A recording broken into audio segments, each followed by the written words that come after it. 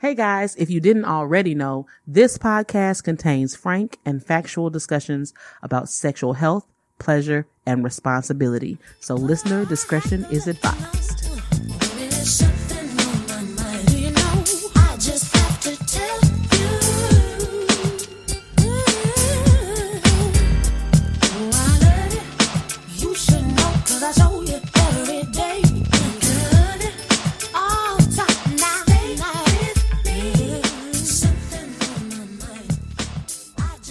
Hey everybody, it's Goody O'Clock and you are here for a Good 15 with Goody Howard, and I am your host, sex educator Goody Howard. What's up everybody? Some of you know, some of you don't. September was World Sex Health Month, and the theme this year was an emphasis on love and bonding. And that made me think about ways to make sure that people are connecting in their relationships. Intimacy is what happens when you're not having sex. And it's very, very important to make sure that you and your partner or partners, if you are polyamorous or open, are connecting and communicating in a way that everyone can receive. And the best and most simple way in my mind for that to happen is utilizing the love language philosophy. Essentially stated, the love language philosophy means that everyone receives love in different ways.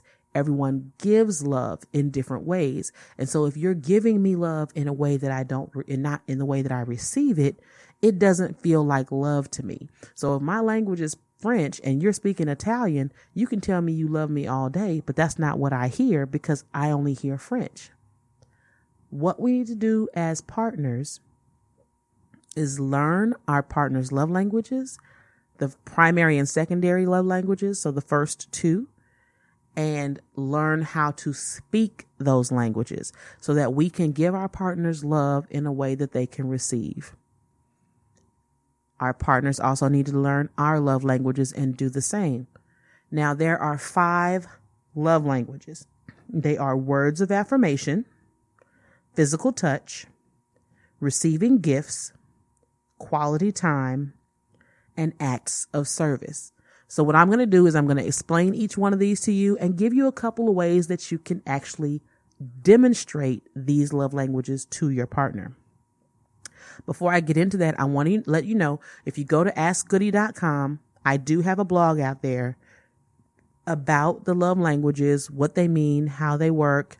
And then there's a link to a quiz so you can actually take the love language quiz and figure out what your love languages are, and then encourage your partner to take the quiz as well so you can figure out what their love languages are and learn to speak the love language that they value most.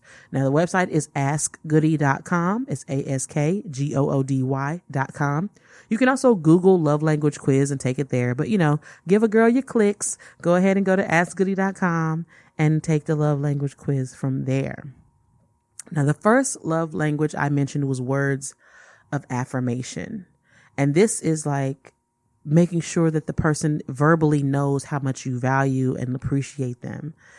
It could even be commentary on their physical appearance, their mental acuity, their style, their sense of humor, all these other things, but they receive love verbally. So you can encourage, affirm, appreciate, empathize, and listen actively. You can send an unexpected note, text, or card, being genuinely encouraging, and do it often. Don't just do it, on Wednesdays, but make it random, make it genuine, make an effort to speak their love language. The things you want to avoid is non-constructive criticism and not recognizing or appreciating their efforts. So they want that pat on the back. They need that gold star. They want that participation trophy.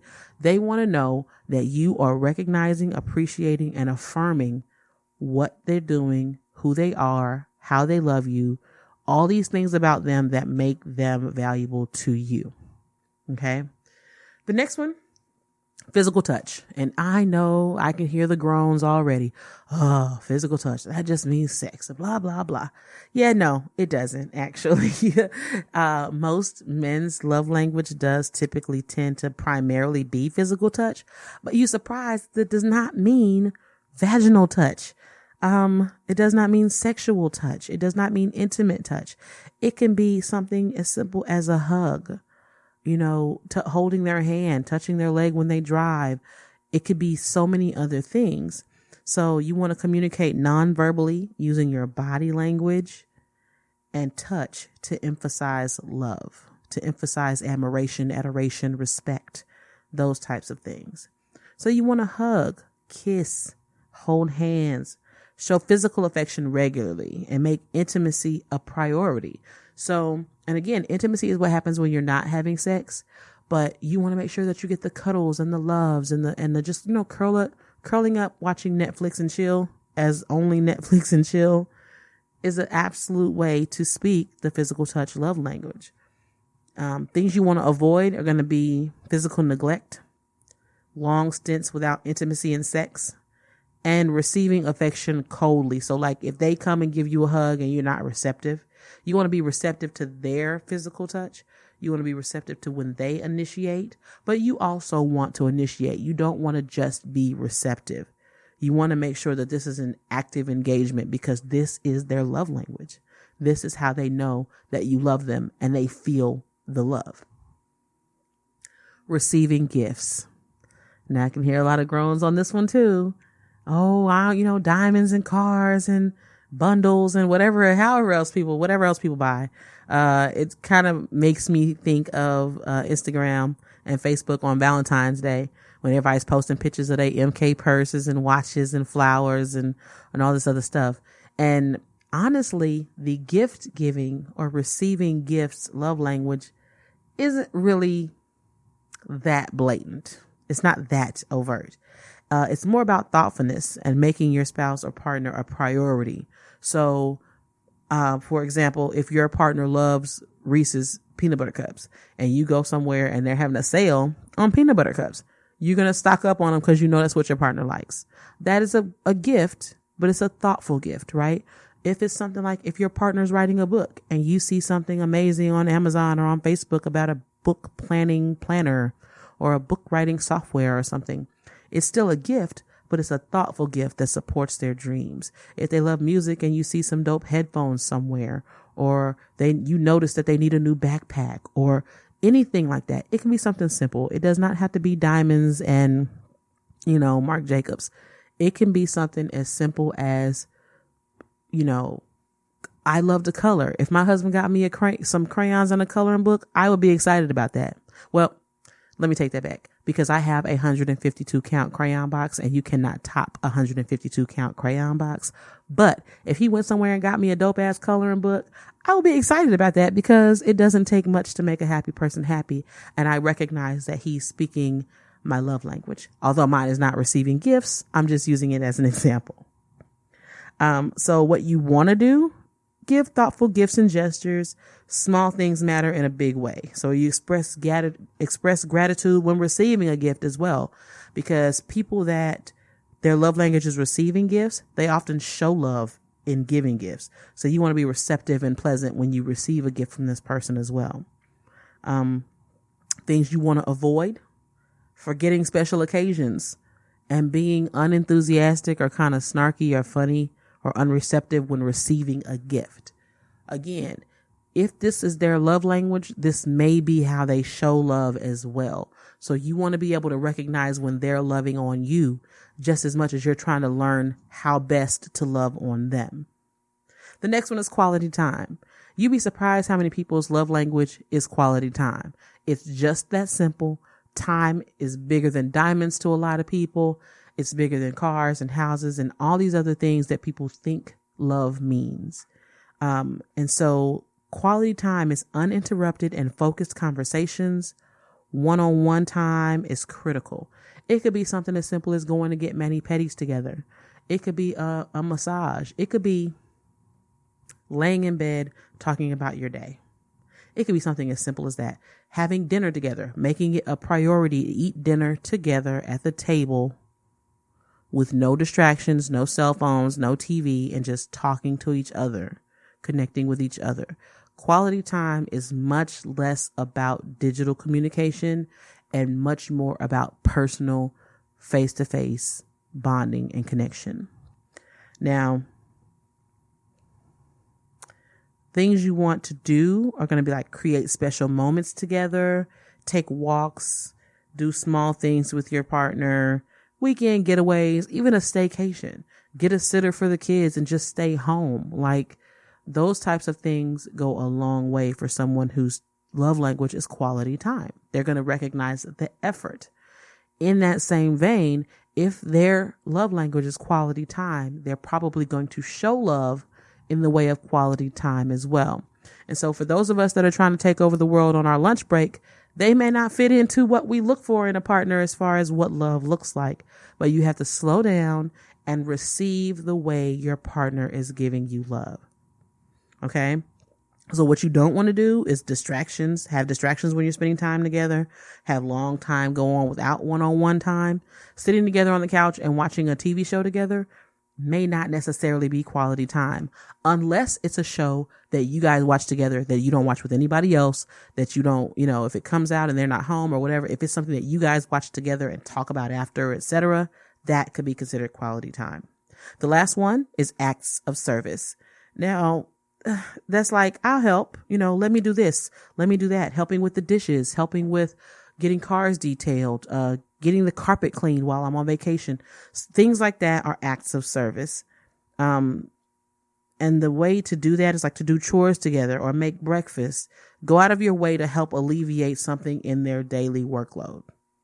Things you want to avoid is making requests at others like a higher priority or lacking follow through on big or small tasks. So if a person's love language is acts of service and they ask you to detail their car and you do everything under the sun except detail their car, then they're not going to feel like you love them. Even if you've cleaned the whole house, gotten rid of all the kids, alphabetized the spice rack, color coded her closet, it doesn't matter. If she asked you to detail the car and you didn't detail the car, that's what she's going to remember.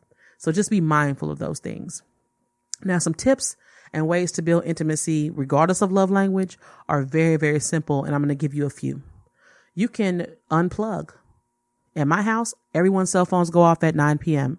Now, my phone and my husband's phone, we turn our alerts off, but the ringers are still on because if there's an emergency, you're not going to text me. You're going to call me. So that way we're still accessible in emergencies, but it's a wrap on the phones. Nobody's up on their phone and everything. We're starting to wind down for the night. Simple as that. Take the TV out of your bedroom. I can see some of you looking at the phone, looking at the radio, looking at whatever you're listening to this podcast on, like Goody done lost her mind. Take the television out of your bedroom. Your bedroom is for bedroom stuff. Focus on that. Focus on unplugging from your day. Even if the TV is off, the physical presence of a television in your room is like a window into the rest of the world, and it's kind of off-putting and it changes the energy in your room. Couples that do not have televisions in their bedroom report higher relationship satisfaction and have more sex. You can download about your day when you're laying in bed the last 15 minutes before you go to sleep. Talk about your day. Talk about what you're going to do the next day. Talk about plans that you have. All these kinds of things instead of watching TV till you fall asleep. People say date night and stuff like that. I think date night is cool, but you can try a penny date or a quarter date. And what that is you flip a coin. You get a couple places that you want to go, flip a coin, pick a place.